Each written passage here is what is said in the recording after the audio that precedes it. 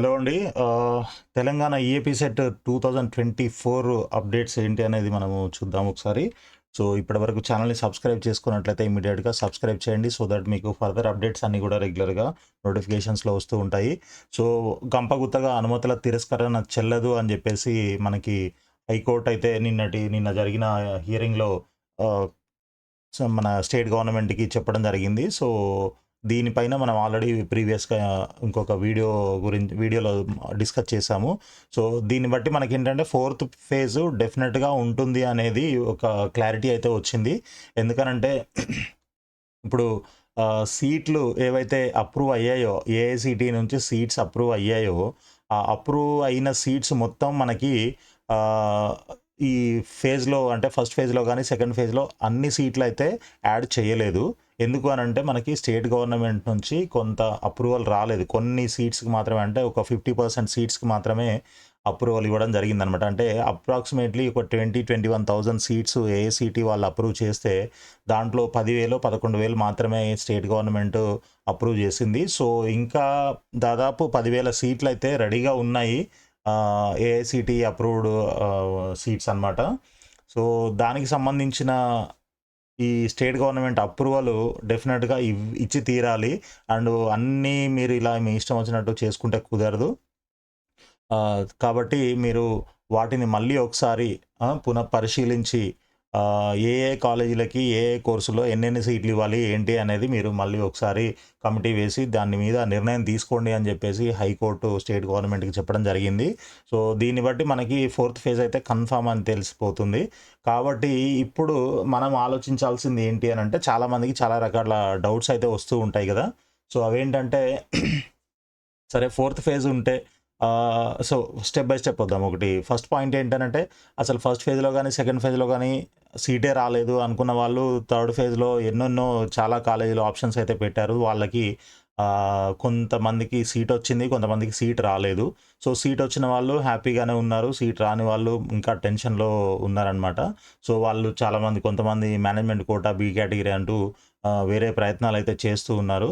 So, అలాంటి వాళ్ళు ఒకవేళ ఇంకా చేయలేదు, బి కేటగిరీలో అడ్మిషన్ ఎక్కడ తీసుకోలేదు, మేనేజ్మెంట్ కోటాలో తీసుకోలేదు అనంటే వాళ్ళు డెఫినిట్‌గా వెయిట్ చేయొచ్చు. ఓకే. ఇప్పటివరకు ఎటువంటి సీట్ రాని వాళ్ళు వెయిట్ చేసి ఫోర్త్ ఫేజ్‌లో పార్టిసిపేట్ చేయొచ్చు. ఓకే. ఇదొకటి. రెండోది, ఎవరికైతే సీట్ వచ్చింది కానీ బై మిస్టేకు, ఎందుకనంటే కొంతమంది నాకు పాపం వాళ్ళు బై మిస్టేకు ఏదో కాలేజ్ పెట్టుకోవడం వల్ల తెలియక, అంటే మిస్టేకే, అది కావాలని కాదు.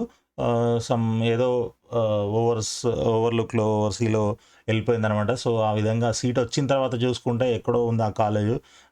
కాబట్టి అలాంటి కాలేజీలో మేము చేయలేమని చెప్పేసి చాలామంది చెప్పడం జరిగిందన్నట్లు. సో, అలాంటి వాళ్ళకైతే ఇది నిజంగా ఒక గుడ్ న్యూస్ అని చెప్పుకోవచ్చు. అది కాకుండా ఇంకా ఆల్రెడీ సీట్స్ వచ్చిన వాళ్ళకి కూడా ఇది 100% గుడ్ న్యూసే. ఎందుకనంటే వాళ్ళకి ఇప్పుడు ఏ కాలేజీలో అయితే సీట్ వచ్చిందో దానికంటే బెటర్ కాలేజీలో సీటు రావడానికి అవకాశాలు పెరుగుతాయి. కాబట్టి ఖచ్చితంగా ఈ ఫోర్త్ ఫేజ్ అనేది అందరికీ, స్టూడెంట్స్ అందరికీ గూడా ఒక మంచి గుడ్ న్యూస్ ఇది.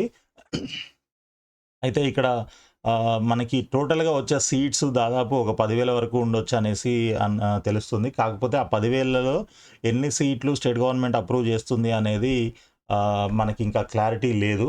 ఖచ్చితంగా సీట్స్ అయితే అప్రూవ్ చేసి, ఎన్నో కొన్ని సీట్స్ అయితే అప్రూవ్ చేసి ఫోర్త్ ఫేజు కండక్ట్ చేయాల్సిందే. కౌన్సెలింగ్ డేట్‌లను చేంజ్ చేయండి అవసరమైతే అని గూడా మనకి హైకోర్టు చెప్పడం జరిగిందనమాట. కాబట్టి ఫోర్త్ ఫేజ్ అయితే ఖచ్చితంగా ఉంటుంది. కాపోతే దాంట్లో ఎన్ని సీట్స్ వస్తాయనేది ఇక్కడ మళ్ళీ ఒక మనకి క్వెషన్ మార్కు. సరే, ఎన్ని సీట్లొచ్చినా గూడా చాలామందికైతే ఇది చాలా ఉపయోగకరమైన పాయింట్ ఇది. కాబట్టి ఇప్పుడు మనం ఈ సిట్యుయేషన్‌లో మరి వెయిట్ చేయాలా?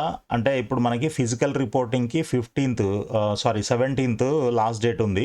15థ్ ఏమో ఆన్‌లైన్ రిపోర్టింగ్ చేయడానికి. ఎవరెవరికైతే సీటు వచ్చిందో థర్డ్ ఫేజ్‌లో ఫ్రెష్‌గా వచ్చిన వాళ్ళు డెఫినిట్‌గా మన ఆన్‌లైన్ రిపోర్టింగ్ అయితే చేయాలి. ఒకవేళ ఫస్ట్ ఫేజ్‌లో, సెకండ్ ఫేజ్‌లో వచ్చిన సీట్ అలాగే ఉంది, థర్డ్ ఫేజ్‌లో ఏం చేంజ్ అవ్వలేదు అనంటే వాళ్ళు రిపోర్టింగ్ ఏం చేయనవసరం లేదు. బట్ అలాట్‌మెంట్ ఆర్డరు, అదేవిధంగా జాయినింగ్ రిపోర్టు 2 ఫ్రెష్‌గా డౌన్‌లోడ్ చేసుకుంటే సరిపోతుంది. సో, ఆన్‌లైన్‌లో రిపోర్టింగ్ చేయడానికి, ఫీజు కట్టి రిపోర్టింగ్ చేయడానికి 15థ్ లాస్ట్ డేటు, అండ్ కాలేజ్‌లో ఫిజికల్ రిపోర్టింగ్ చేయడానికి 17థ్ లాస్ట్ డేటు.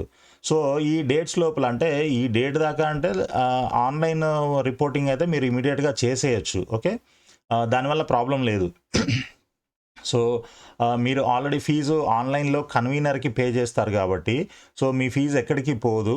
ఆ కాలేజ్‌కి మీకు ఫైనల్‌గా ఏ కాలేజ్ అయితే అలాట్ అవుతుందో, ఇంకొక ఫేస్ ఉన్నా లేకపోయినా, ఇప్పుడు వచ్చిన కాలేజ్ గాని, లేకపోతే ఇంకో ఫేజ్ ఉంటే దాంట్లో వేరే కాలేజ్ వచ్చినా గూడా, మీరు పే చేసిన ఫీజు ఆటోమేటిక్‌గా ఫైనల్‌గా మీకు ఏ కాలేజ్‌లో సీట్ అలాట్ అవుతుందో, ఆ కాలేజ్‌కి ట్రాన్స్‌ఫర్ అవుతుంది గాబట్టి, మీరు ఆన్‌లైన్‌లో పే చేసే ఫీజు గురించి మీరు టెన్షన్ పడాల్సిన అవసరము అస్సలు లేదు. అయితే ఇక్కడ ప్రాబ్లమ్ ఏంటి అనంటే, మీరు ఒకవేళ ఫిజికల్ రిపోర్టింగ్ చేయడానికి కాలేజ్‌కి వెళ్తే, ఆ కాలేజ్‌లో పే చేసిన అమౌంట్ ఏదైతే ఉంటుందో, అంటే అక్కడ యూనివర్సిటీ ఫీజు, లైబ్రరీ అంటూ కొంత కాలేజీలు కలెక్ట్ చేస్తాయన్నమాట. సో, అది 15,000-20,000 ఉండొచ్చు. అది కాకుండా హాస్టల్‌లో ఉండాలనుకునే వాళ్ళు గూడా హాస్టల్ కూడా చూసుకుంటారు గాబట్టి, హాస్టల్‌కి సంబంధించి 1 ఇయర్ ఫీజు ఒకేసారి కట్టమని గూడా అడుగుతున్నారు చాలా కాలేజీల్లో. కాబట్టి ఆ ఫీజు మొత్తం కడితే మళ్ళీ అది ఎంతవరకు రిటర్న్ జేస్తారు, దాంట్లో ఎంత కట్ జేసుకుంటారు, ఏంటి అనే విషయం మనకి తెలీదు ముందుగా. ఇప్పుడు మీరు ఒక 15,000-20,000 అని చెప్పాను గదా! ఈ యూనివర్సిటీ ఫీజు, లైబ్రరీ అని. సో, అలాంటివి మాత్రం మీకు డెఫినిట్‌గా రిటర్న్ అయితే రావు. 20,000 మీరు వదిలేసుకోవాల్సిందే అనమాట. కాబట్టి అది రాదు. రెండోది ఈ హాస్టల్‌కి సంబంధించిన ఫీజు. హాస్టల్‌కి సంబంధించి వాళ్ళు మరి ఇప్పుడు కొన్ని కాలేజీల్లో రూ. 1,00,000 ఉంది సంవత్సరానికి. కొన్ని కాలేజీలో 1,20,000, కొన్ని కాలేజీలో 1,80,000 దాకా గూడా ఉందని మనకి తెలుస్తుంది. సో, అలాంటి కాలేజీల్లో పిల్లల గురించి ఆలోచించి పేరెంట్సు మొత్తం అమౌంట్ ఒకేసారి కట్టినట్లయితే ఆ అమౌంట్ మళ్ళీ మనకి రిటర్న్ జేస్తారా? చేయరా? రిటర్న్ రావాలి అనంటే మళ్ళీ మనం ఆ కాలేజీకి వెళ్ళాలి. ఎన్ని సార్లు వెళ్ళాలో తెలీదు. వాళ్ళు ఎంత రిటర్న్ చేస్తారో గూడా తెలీదు. కాబట్టి ఇలాంటి ప్రాబ్లమ్స్ అన్నీ ఉంటాయి గాబట్టి, మీరు ఆన్‌లైన్ రిపోర్టింగ్ మాత్రం చేసి వెయిట్ చేయండి. రేపటి వరకు అంటే రేపు 15థ్ వరకు మనకి టైం ఉంది ఆన్‌లైన్ రిపోర్టింగ్ జేయడానికి కాబట్టి, మీరు ఆన్‌లైన్ రిపోర్టింగ్ ఈరోజు గాని, రేపు గాని, రేపు ఈవినింగ్, నైట్ ఏ లోపైనా ఆలోపు మీరు చేసేయొచ్చు ఏ టైం లోపలైనా. సో, ఫిజికల్ రిపోర్టింగ్ చేయడానికి మనకి 17థ్ వరకు టైం ఉంది గాబట్టి, సో, అప్పటి వరకు వెయిట్ చేస్తే మనకి దీనిపైన ఈ ఫోర్త్ ఫేజ్ పైన మనకి కొంత క్లారిటీ వచ్చే అవకాశం ఉంది. క్లారిటీ ఆల్‌మోస్ట్ ఇది అయితే కన్ఫర్మ్. కాకపోతే డేట్స్ పైన క్లారిటీ రావాలంటున్నాను నేను. సో, ఆ డేట్స్ పైన క్లారిటీ ఒకటి. రెండోదేంటంటే మనకి కండిషన్స్ అంటే ఫి ఈ ఈ ఫైనల్ ఫేజ్‌లో సీట్ వచ్చిన వాళ్ళు సీటు వదిలేసుకుందామని కొంతమంది అనుకుంటున్నారు. సీట్ క్యాన్సెల్ చేసుకుందామని కొంతమంది అనుకుంటున్నారు. సో, ఇలాంటి సిట్యుయేషన్స్‌లో ఫైనల్ ఫేజ్ ఏదైతే ఇప్పుడు ఫోర్త్ ఫేజ్ అనుకుంటున్నామో, ఆ ఫేజ్‌కి ఎలిజిబులా? కాదా? కండిషన్స్ ఎలా ఉంటాయి? అనేది తెలియాలి మనకి. దాన్ని బట్టి మనము సీట్‌ని వదిలేసుకోవాలా? లేకపోతే క్యాన్సెల్ జేసుకోవచ్చా? లేకపోతే ఫీజు కట్టి లాస్ట్ ఫేజ్‌లో అంటే ఫోర్త్ ఫేజ్‌లో పార్టిసిపేట్ చేయాలా? అనే విషయం మనకి తెలుస్తుంది గాబట్టి, సో, అప్పటి వరకు మీకు టైం ఉంది. ఏది 17థ్ వరకు టైం ఉంది గాబట్టి, మీరు అప్పటి వరకు వెయిట్ చేసి కాలేజీల్లో రిపోర్ట్ చేయడం బెటరు అనేది నా ఉద్దేశ్యం. సో, కొంతమంది ఏంటనంటే పేరెంట్స్ ఇప్పుడు హాస్టల్ దొరుకుతుందో, దొరకదో అన్నట్టుగా గూడా కొంత టెన్షన్‌లో ఉన్నారు. సో, హాస్టలు చెప్పలేము అది ఇంకా మనము ఏదో ఒక సైడ్ నిర్ణయం తీసుకోవాలి గాబట్టి, మీరు ఆలోచించి డెసిషన్ తీసుకోండి. ఒకవేళ మీరు పర్వాలేదు తిరుగుతాము, ఎంతో కొంత కట్ అయినా పర్వాలేదు మనకి మళ్ళీ ఎంతో ఇప్పుడు మొత్తం అయితే కట్ జేసుకోరు గదా! ఇప్పుడు 1,00,000, 2,00,000 కడతారు మీరు హాస్టల్ ఫీజు. అదంతా అయితే వాళ్ళు ఉంచేసుకోరు డెఫినిట్‌గా. కాకపోతే కొంత కట్ చేసుకొని ఇస్తారు. కాకపోతే అది ఇవ్వడానికి మనల్ని 4 సార్లు, 3 సార్లు తిప్పుతారు కాబట్టి అవన్నీ ఓకే. మాకేం ప్రాబ్లమ్ లేదని అనుకుంటే మీరెళ్లి డైరెక్ట్‌గా కాలేజీలో రిపోర్టింగ్ చేసుకొని హాస్టల్ గూడా బుక్ చేసుకోవచ్చు. ప్రాబ్లమ్ లేదు. బట్ ఎందుకీ తలనొప్పి మనకి హాస్టల్ దొరికినా, దొరకకపోయినా బయట అయినా మనము పెట్టుకుందాము. ప్రైవేట్ హాస్టల్స్‌లో ఉందాము అని అనుకున్న వాళ్ళైతే వెయిట్ చేసి ఈ ఫోర్త్ ఫేజ్‌కి సంబంధించిన అప్డేట్స్ ఏమైనా వస్తాయా లేదా చూసి దాని ప్రకారంగా 17థ్ దాకా టైం ఉంది కాబట్టి మీరు 16థ్ ఆర్ 17థ్‌కి గూడా కాలేజ్‌కెళ్ళి రిపోర్ట్ చేసుకోవచ్చనమాట. సో, ఈ విధంగా మీరంటే పాయింట్స్ అయితే ఇలా ఉన్నాయి. మీరు వాటిని ఆలోచించి జాగ్రత్తగా నిర్ణయం తీసుకోండి. దీని తర్వాత మనకి ఇప్పుడు సెంట్రలైజ్డ్ ఇంటర్నల్ స్లైడింగ్‌కి సంబంధించి 21, 22గా మనకి షెడ్యూల్ అయితే ఉంది. బట్ ఈ లోపలే ఫోర్త్ ఫేజ్ కండక్ట్ చేస్తారా? లేకపోతే ఈ డేట్స్ మార్చి ఎలాగా చేస్తారు ఏంటి అనేది ఆ డేట్స్ అయితే రావాల్సింది. మనకి ఈరోజు గాని లేదంటే రేపు గాని ఆ డేట్స్ అనౌన్స్ చేసే అవకాశం కనిపిస్తూ ఉంది.